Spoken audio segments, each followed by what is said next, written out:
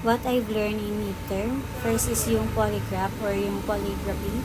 Ito yung science to law detection, pero yung polygraph machine hindi madedetermine ang isang tao kung nagsisinungaling ba siya, dahil ang trabaho ng polygraph is to determine the physiological responses at tignan ng specific responses pag tinatanong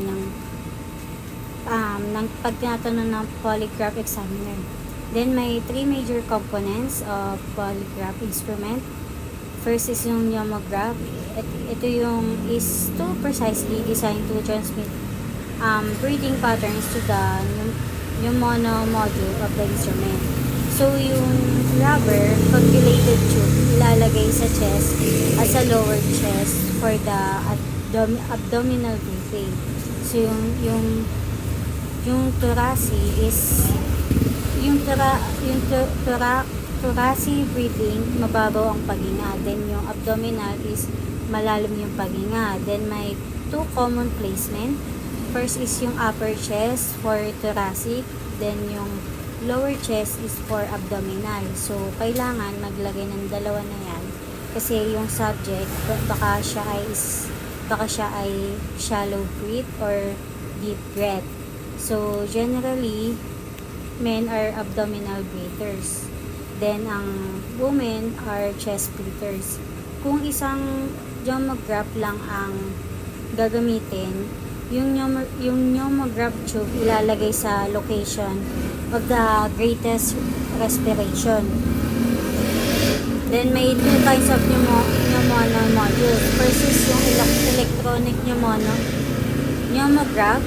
Ito yung pressure changes are converted in electrical signal at ginagamit to drive a pen motor. Then yung mechanical nomograph, pag nababanat yung rubber, mag-move yung pen, then it will produce the traces sa chart. Then next is yung type of criminal. First is yung active aggressive offenders. Ito yung mga taong nagkukumit dahil violent offense na ginagawa nila. Then yung second is yung passive inadequate offenders. Ito naman yung kaya sila nagkukumit dahil nagiging sila doon, mas madali silang utuin. Then next is yung based on state of mind, yung rational offenders. Ito yung mga taong nagkukumit ng crime dahil ginusto nila, kahit alam nila yung consequence sila o mangyayari sa kanila. Then yung irrational offenders, ito yung mga may problema sa pag-iisip, hindi nila alam ang magiging consequence nila, kaya katulad lang ng mga serial killer. Then yung based on proficiency, yung ordinary offenders, mga accomplice o mga lookout to. Ordinary offenders ang tawag sa kanila.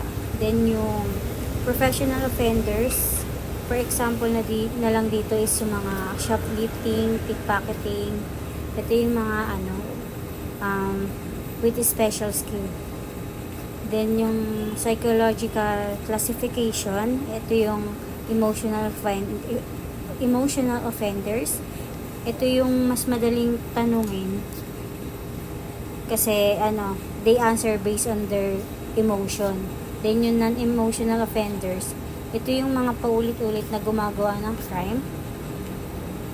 Kumbaga yung sympathetic approach, kumbaga hindi na tumatalab sa kanila.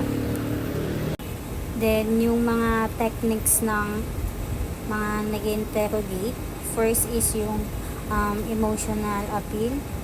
Siyempre bilang interrogator, kukunin mo ang loob ng isang subject or yung ini-interrogate sa paraan na hanapin mo yung common interest nila, kung ano bang hilig ni subject. Then yung Matt and Jeff technique, at least two investigator.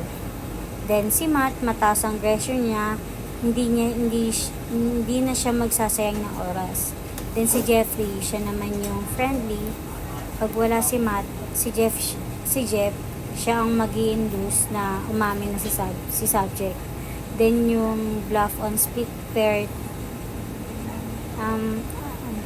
yung bluff on split pair technique, ito yung 2 or more persons. Kumbaga, binablock